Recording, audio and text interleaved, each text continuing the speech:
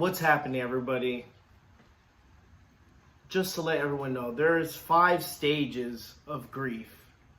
There's denial, anger, bargaining, depression, and the 5th one is acceptance. I feel like everyone in Titan Nation right now is at a maybe number 2 with anger. There's been a lot of angry fans, and I understand there's a reason to be, right? We'll break that down, guys, today, as the Bengals beat the Tennessee Titans. Actually, the Tennessee Titans beat the Tennessee Titans. And it sucks, right, guys? Everyone's upset. I think I'm on the stages of grief. I think I'm on the ready number 5. I think I'm in acceptance. I already accepted it. And I'm ready to move on. Unfortunately, this year was a really, really good year for the Tennessee Titans. Again, since 2008, getting the number 1 seed and getting home field advantage, right? That's what everyone said. Titans run the South. Not very long. Not very long at all. There's a couple of name pointing. People are upset, blaming others and stuff like that. And we'll get into that, and you'll hear my take on who I think was at fault. Remember, it's a team sport. You can't just blame one person. There's several. But it is what it is, right? Before I get into all that, I wanted to say, anyone who's watching my channel, thank you so much for joining my channel, for interacting with my channel, commenting down below, letting me know your opinions, getting engaged in the videos. Again, I've met so many great people through this channel. Even when I went to Nashville and stuff, and I did the Mr. Titan event for the first time this year, I mean, it was remarkable. And we're gonna do the second event, obviously, next year. So it's gonna be an ongoing thing with the Mr. Titan event. And then again, can't wait to see everyone join that event. But like I said, starting from the homecoming game, going to the Bills game, great Monday night game, Texans game, the very first one, which wasn't the greatest, but still an experience. Then going to Houston, getting that number 1 spot, the last game of the season, and then going to a playoff Titans game at home. And again, the atmosphere was amazing. The crowd was in it. It was just so good to see Nissan Stadium just full of energy. Something, me personally as a fan, I haven't seen in so many years. So just the fact that we had that, and there was that buzz around the city, everyone loved it, just made it that much, it made it just more important for all of us as fans. Again, Titan fans has been through a lot. We had our ups, more downs than ups, but like I said, we thought this group was the group to take us to the Super Bowl. Again, everything lined up perfectly. Getting the number 1 seed, getting that extra week off, getting King Henry back. We were healthy. There was no excuses whatsoever for the Tennessee Titans to lose this one. But we shot ourselves in the foot. And again, I'd like to congratulate the Bengals to moving on to the divisional round. Now they will be playing the Chiefs, as we saw yesterday's game. So I'm not mad at it. I'm not mad at the Bengals fans. A lot of people were upset in the stadium, screaming, yelling at them because they were cheering. I mean, they haven't seen a playoff. They haven't won a playoff game in 31 years. Like, why not? I mean, good for them. I wasn't happy, obviously, but at the same time, good for them. Hopefully, they can give the Chiefs a run for their money. But like I said, this game could have went either way. Obviously, it went in favor of the Bengals, but we could have easily taken this game. We let them hang around. There's two things that kind of point out. Obviously, there's more. I want to talk about these two things that really stuck out for this game. Was number one, the play calling. Number two, Tannehill. A lot of people are defending Tannehill, this and that. And that's cool. You have your own opinion. You can defend Tannehill, or you can say he's horrible. Now, I'm not going to say he's horrible because the way his contract works, we still have Tannehill for another year. Unless someone's going to bite on that contract, I see Tannehill as our quarterback for next year. So that's the reality of it. I mean, there could be a possible trade. Again, J-Rob works his magic. I trust in J-Rob. If he didn't like the way Tannehill, or he thinks Tannehill is the problem in his whole situation, he'll figure out a way of taking Tannehill out and putting another player that's going to do that. But at this moment right now, season's over, Tannehill is going to be starting next year. Todd Downing, offensive coordinator, is another one. Goes with play calling. Play calling wasn't the prettiest. There was a lot of questionable calls. And again, this kind of goes on Mike Vrabel as well, because Mike Vrabel is the one that comes down with the ultimate decision. Going for it for a 2-point conversion early in the first quarter where we had momentum.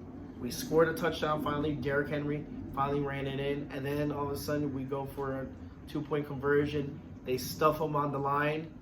And the momentum that we just built just evaporates just like that. There was the screenplay. The screenplay that ended up with an interception. Again, that one wasn't on Tannehill. But at the same time, Foreman had the hot hand, and we ran the ball at least 2 or 3 times before that play, and we were driving. They couldn't stop us on the run. And then you end up doing a screenplay, which again, the defender for the Bengals, you got to give props to him.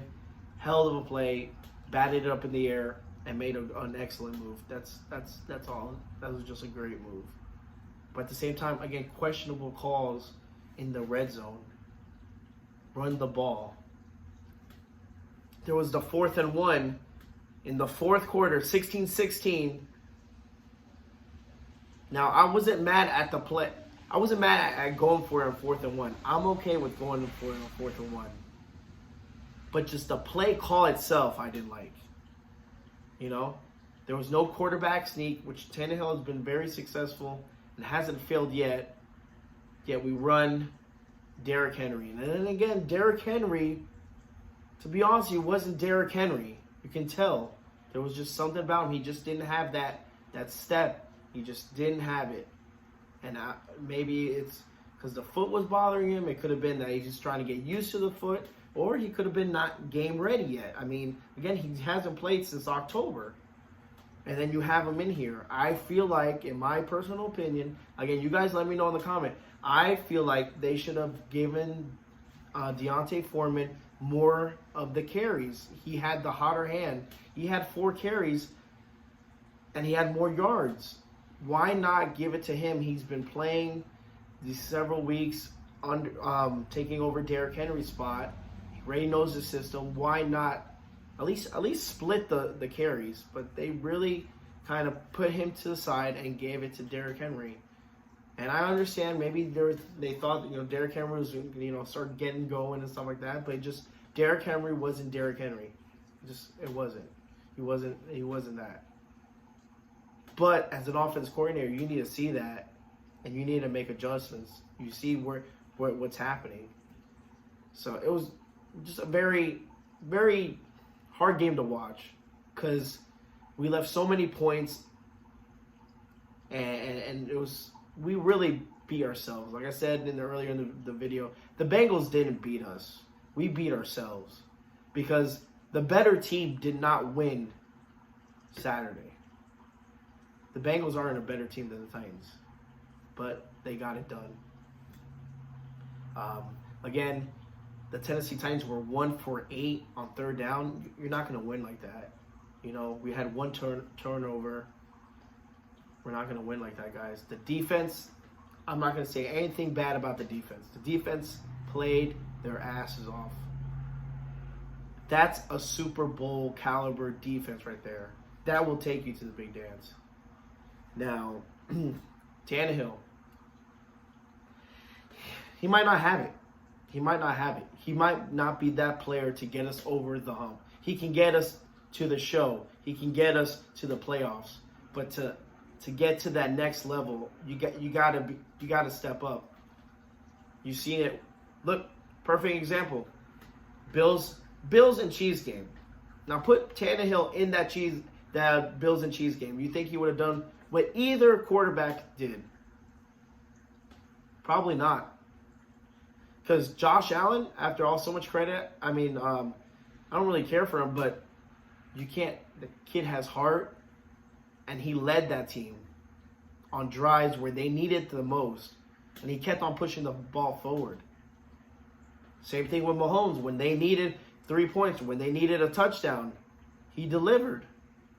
That's the difference between a good quarterback and an elite quarterback, is when you get them to a certain level, when you push yourself to the brink, when you get to yourself into territory like that, playoffs, a minute left in the game to win the game. Are you gonna fold, or are you gonna go out there and win the game? And both quarterbacks did great. Both quarterbacks put a heck of a performance out there. Matthew Stafford, good for him, showing out though, and that's why they traded for him. That's why they let Goff go and they traded for Matthew Stafford. For situations, not just to win the season stuff, not to win the AFC Championship, not to win a division. Because winning a division obviously doesn't mean squat anymore. Because if you win the division and you still get bounced out the first round, what is the point of this? It means nothing.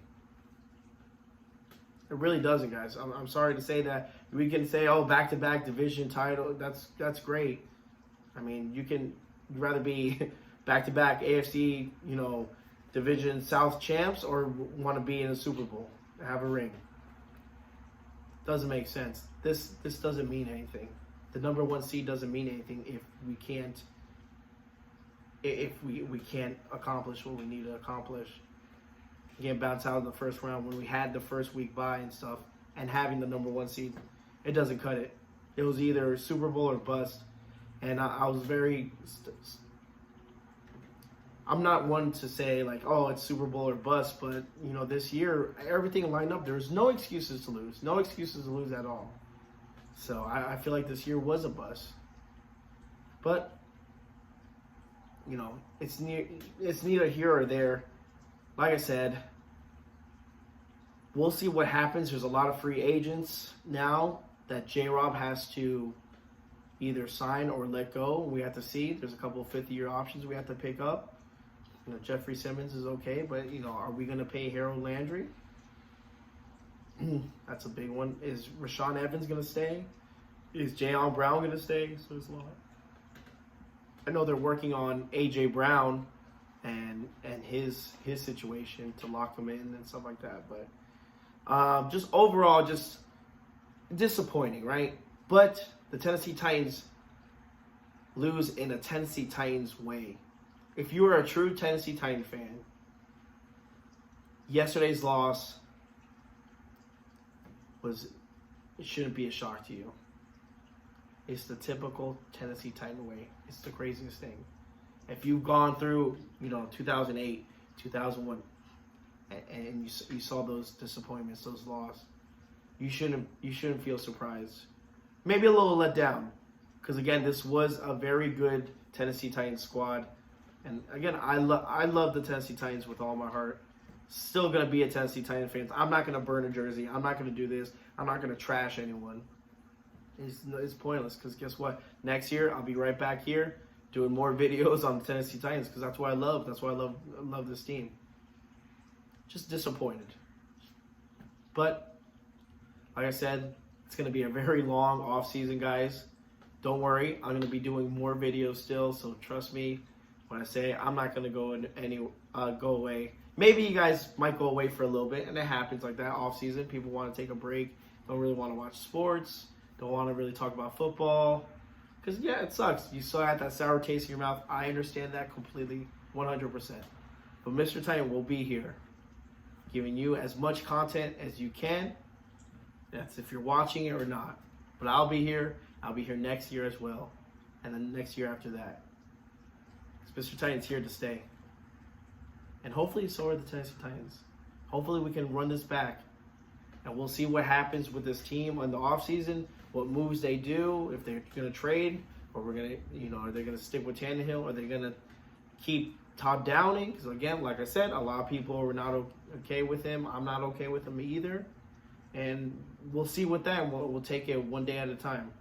There's only so much we can do. But, like I said, I want to thank everyone who has been, since the very beginning of this channel or this season, watching me and commenting and just interacting in Twitter or Instagram, whatever you guys do, wherever you guys follow me. I do appreciate you guys and love having you guys on, because it's fun to go and talk Tennessee Titans football, especially with our fans. So thank you guys so much for all the support. I really appreciate it. Like I said, I'm not going anywhere. But this video is kind of like a heart-to-heart kind of reality check, guys. It's a reality check, and it is what it is. A lot of people don't want to hear it, but there's got to be some changes made.